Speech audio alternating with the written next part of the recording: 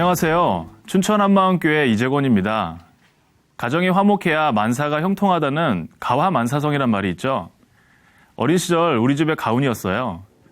그래서 저는 행복한 가정을 만들기 위해 모든 것을 올인했는데요. 오직 가정의 행복만을 줬던 제가 부활하신 주님을 만나 모교와 이 시대의 청소년들을 품게 된 하나님의 은혜를 나누고자 합니다. 어린 시절 부모님은 집에서 멀리 떨어진 곳에서 장사를 하시느라 늘 바쁘셨고 집에는 항상 누나와 여동생, 세남매끼리 지내는 시간이 많았어요. 한참 군것질 나이에 집에 먹을 것이 없나 이리저리 찾던 중에 항아리에 포도 알갱이가 잔뜩 들어있는 것을 발견했죠. 셋이서 머리를 맞대고 열심히 까먹었는데요. 갑자기 방바닥이 벌떡벌떡 일어나는 거예요.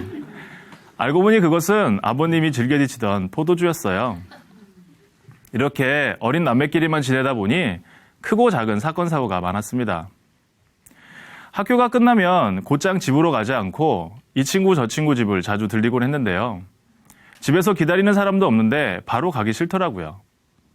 그런데 친구들 집엔 항상 어머님이 계셨어요. 방에서 함께 놀고 있으면 간식도 챙겨주시고 저녁까지 해주시는데 너무 좋더라고요. 학창시절 영양 보충은 친구들 집에서 했던 것 같습니다. 우리 어머니도 늘 집에 계셔서 맛난 음식도 해주시고 일일이 챙겨주시면 얼마나 좋을까 늘 생각했습니다. 이런 환경으로 인해 제가 어른이 되어 가정을 꾸리게 되면 나는 이렇게 살아야지 하며 정한 것이 있었어요. 첫 번째로 아내는 전업주부이길 바랬어요. 일을 하기보다는 자녀와 가정을 위해 전적으로 수고해주길 바랬죠. 두 번째로 아빠는 자녀에게 친구 같은 존재이길 바랬어요. 세 번째로 자녀는 둘 이상이길 바랬는데요. 어린 시절 우리 세 남매가 서로 지주고 볶으면서 자란 기억이 좋았거든요. 사회에 나와 20대 후반에 입사한 회사에서 운명의 그녀를 만났습니다. 그녀를 처음 본 건 면접 때였어요. 신선한 첫인상에 호감이 생겨 다음에 또 봐요 하고 나왔는데요. 정말 또 보게 된 거예요. 입사 후 자연스럽게 그녀와 가까워졌고 2년 동안 비밀 연애를 했습니다. 어느 날 그녀의 집에 놀러 갔는데 어린 조카를 너무 잘 돌보는 거예요. 그녀는 어린 나이인데도 자연스럽게 아이를 잘 품더라고요. 엄마 같은 포근함에 훗날 우리 아이도 잘 돌볼 것 같다는 확신이 생겼습니다. 결혼을 결심하고 한 달 만에 일사천리로 준비해서 드디어 제 나이 30살, 그녀 나이 22살에 결혼에 꼴이 나게 되었습니다. 아내는 재래시장이 천국 같다고 할 정도로 먹는 것을 좋아했는데요. 점점 무거워져 0.1톤을 육박하고 있었습니다. 스스로를 코끼리 다리라 말하며 나 너무 뚱뚱하지 않아? 그래도 예뻐? 말했지만 저는 당연하지 했고 정말 상관없었어요. 코끼리 다리든 하마다리든 뭐가 문제겠어요. 제가 꿈꾸던 행복한 가정이 이루어지고 있으니 저에겐 행복하기만 한 시간이었습니다. 우리 부부는 어렸을 때부터 교회를 다니고 있었는데요. 결혼하고서는 주말에 데이트를 하며 꿈 같은 시간을 보내느라 교회도 가지 않았습니다. 전 항상 행복한 가정을 만들기 위해 돈을 많이 벌어야 한다고 생각해 왔어요. 신혼 초부터 투잡은 기본이었죠. 매일 새벽 세차일을 하고 다시 회사로 출근하곤 했습니다. 다행히 얼마 후에 직장 상사의 배려로 거래처를 인수받아 컴퓨터 관련 사업을 하게 되면서 수입이 몇 배나 늘어나게 되었습니다. 그렇게 안정이 되고 꿈이 이루어지는 듯 했는데 결혼한 지 2년 만에 어렵게 가지게 된 첫 아이가 그만 유산이 되고 말았습니다. 가슴이 먹먹하다는 것을 처음 경험하게 되었어요. 우리가 그동안 하나님을 떠나 살았기 때문에 이런 불행한 일이 생기나 보다 하는 생각과 함께 결혼 전부터 기도 모임에 나오라고 권면하셨던 처형이 떠올랐어요. 처형은 부활하신 예수님을 만나고 항상 확신에 찬 모습으로 예수님의 부활에 대해 말해 주었거든요. 저도 예수님의 부활을 알고는 있었지만 처형이 가지고 있는 그 확신이 저에겐 없었어요. 그래서 처형을 따라 한마음교회에 가보게 되었습니다. 교회를 처음 갔을 때 성도들의 기쁨과 큰 확신에 찬 모습이 매우 인상적이었는데요. 그 모습이 마치 살아계신 하나님을 만난 증거 같아 보였어요. 나도 저들처럼 살고 싶다는 마음에 매주 주말마다 한마음교회 가서 예배를 드리게 되었습니다. 당시 교회에선 예수님을 믿지 않은 죄에 대한 말씀이 선포되고 있었는데요. 하지만 저는 무엇을 어떻게 회개하는지 몰라 답답하기만 하더라고요.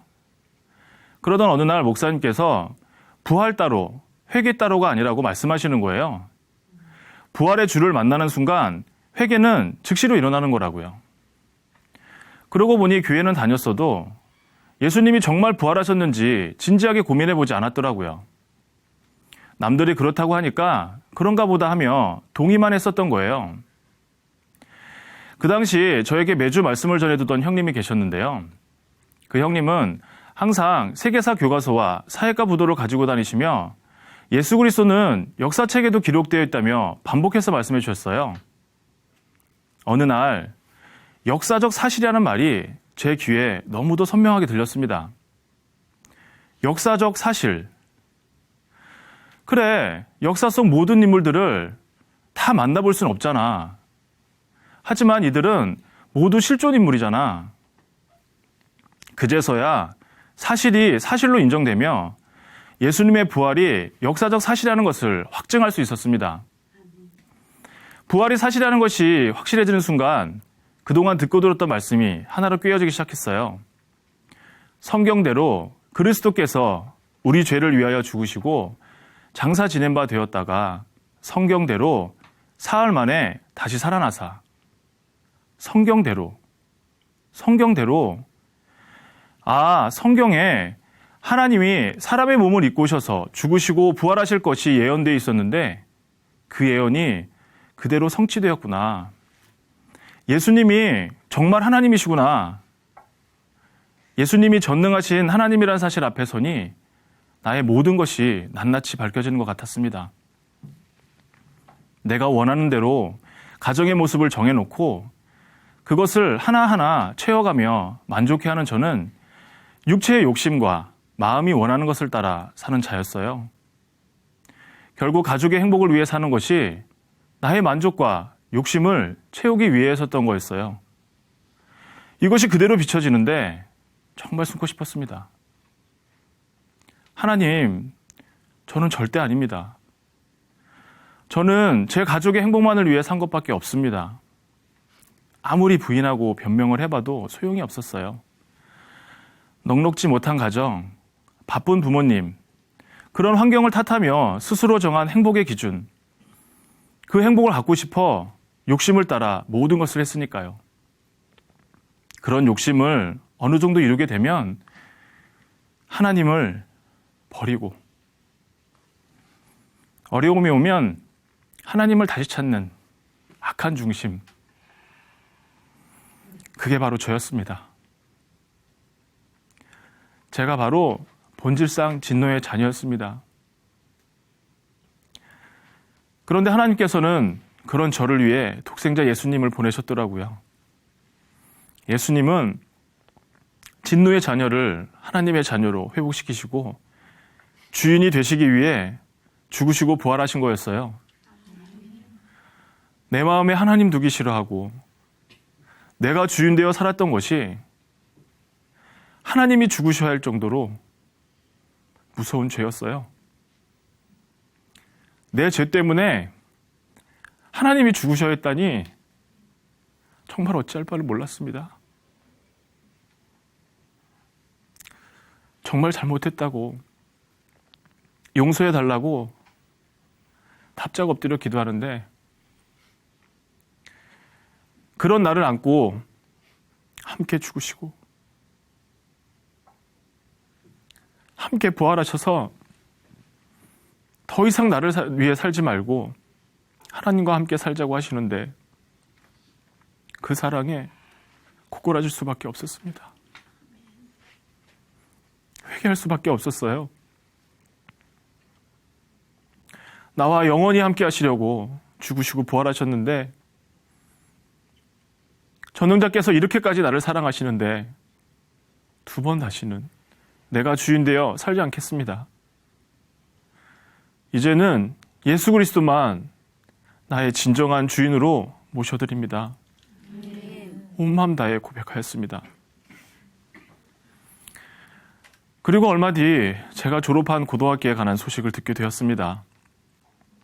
역사가 깊은 미션 스쿨이었던 저희 모교는 매주 체프를 드리고 성경 과목을 배우게 돼 있었어요. 그런데 어떤 학생이 종교의 자유를 주장하며 교문 앞에서 피켓 시위와 단식 투쟁으로 떠들썩하게 했던 소식이었어요. 결국 법정 소송까지 가게 되고 학생이 승소하는 기가 막힌 일이 생기는 것을 보면서 어떻게 하루아침에 이런 일이 생길 수 있나 가슴이 참 답답했습니다. 기도할 수밖에 없었습니다. 기도하는데 하나님의 눈물을 보는 것 같았어요. 가만히 앉아있을 수가 없었습니다. 할 수만 있다면 교문을 붙잡고서라도 아니면 운동장 한가운데서라도 울부짖으며 기도해야 할 것 같았어요. 하나님, 어떻게 합니까? 이 상황을 어찌합니까? 이 후배들, 이 시대의 청소년들을 어떻게 합니까? 간절한 마음으로 기도하던 어느 날 하나님께서 길을 열어주셨습니다. 우리 교회를 찾아오신 한 목사님을 통해 교목실장님과 만나게 되었고 학생들이 하나님의 자녀된 정체성만 확실히 안다면 살 수 있다고 말씀드렸어요. 그리고 얼마 뒤 학생 기도회를 인도하며 처음 온 아이들을 만나 복음을 전했는데요. 모든 사람이 믿을 수 있는 증거를 통해 부활하신 예수님을 주인으로 믿게 되었습니다. 하루는 기도 모임을 마치고 매주 학생 예배가 있는 강당에 들어갔는데요. 학창시절 걱정근심 내려놓고 기쁘게 찬양하던 때가 기억나며 학생들이 복음으로 하나 된 예배를 드리면 얼마나 좋을까 하는 마음이 생기는 거예요. 맨 뒤에 서서 기도했어요. 하나님, 모든 학생들이 복음으로 하나 되는 예배를 드릴 수 있게 해주세요. 얼마 지나지 않아 우리 교회 여자축구 국가대표 선수들이 다닌다고 말씀드렸더니 체프를 인도해달라고 부탁하시는 거예요. 아, 하나님께서 정말 이들을 살리고자 하시는구나. 기쁜 마음에 목사님께 말씀드렸고 순식간에 축구선수의 간증 예배가 계획되었습니다. 드디어 약속의 날, 복음으로 하나 되는 날, 그날의 채플은 완전 대박이었어요. 강당은 마치 축구 경기장 같았어요. 몇몇 학생들은 어깨동무하며 응원하기도 하고 책을 말아지고 높이 쳐들며 예수님, 부활 외치기도 하고 목이 터져라 찬양을 따라 부르기도 했어요. 학생 모두에게 기쁨과 감동이 넘치는 예배였습니다. 저 혼자로는 도저히 감당할 수 없었던 이날, 영원한 가족, 교회 공동체가 함께 해주었어요.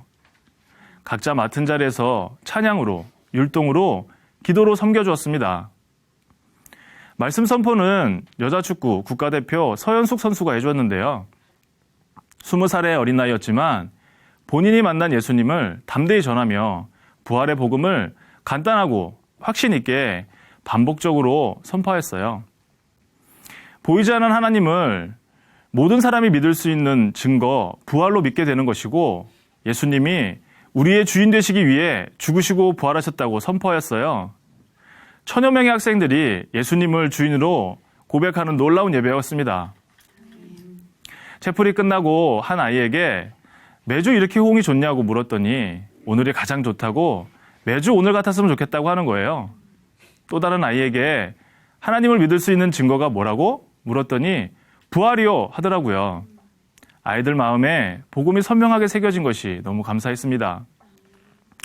이 감동의 현장에 함께 하셨던 중학교 교목님께서도 흥분을 감추지 못하시며 중학교에도 부탁하시는 거예요. 이듬해 동일하게 감격의 예배를 중학교에도 드리게 됐습니다. 하나님께서는 이 기쁨과 감동의 예배를 통해 더 큰 비전을 보여주셨습니다. 모교를 위해 기도할 때마다 하는 말씀이 있는데요. 에베소서 3장에 복음으로 말미암아 함께 상속자가 되고 함께 지체가 되고 함께 약속에 참여하는 자가 됨이니라. 지금 이 아이들이 복음으로 하나 되어 온전히 세워지면 또 다른 아이들이 세워지고 이렇게 청소년들이 다 살아나겠구나. 예수님 믿는 청소년이 3%인 이 시대, 모든 청소년들이 복음을 하나 되어 세계가 살아나겠구나. 그 소망을 생각하면 가슴이 벅차오릅니다. 모교에 방문했던 첫날 하나님께서 주셨던 마음이 아직도 기억납니다. 아이들과의 첫 만남을 위해 자리마다 성경책을 올려놓고 기도하는데 누군가 이 학생들을 위해 미랄이 되어야 한다는 가슴 깊은 울림이 있었어요. 하나님, 제가 하겠습니다. 제가 미랄이 되겠습니다. 그때 하나님께 드렸던 눈물의 기도가 아직도 생생합니다. 지금까지 이 마음으로 5년째 학생들과 선생님들을 만나고 있는데요. 올해부터는 기숙사 부사감 자리도 허락해 주셨습니다. 아이들을 만날 수 있는 시간이 많아지니 감사할 뿐입니다. 또 받은 월급으로 간식을 사주기도 하는데요. 고등학생 때는 돌도 씹어먹을 만큼 식욕이 왕성할 나이잖아요. 제게 주신 물질도 영혼들을 위해 쓰여지니 감사할 뿐입니다. 최근엔 우리 교회 청년들이 학생들의 학습과 신앙의 1:1 멘토가 되어주고 있는데요. 이렇게 공동체와 함께 사명을 감당하게 하시니 마음이 든든합니다. 저는 제 가족의 행복만을 위해 살던 자였습니다. 내 가족밖에 모르던 제가 예수님을 주인으로 믿게 되니 모교뿐 아니라 이 시대의 청소년들을 품게 되었습니다. 모든 청소년들이 부활의 복음으로 살아나길 기도하며 사명 다하는 날까지 예수님이 부활하셔서 우리의 주인 되셨다는 것을 기쁘게 전하겠습니다. 감사합니다.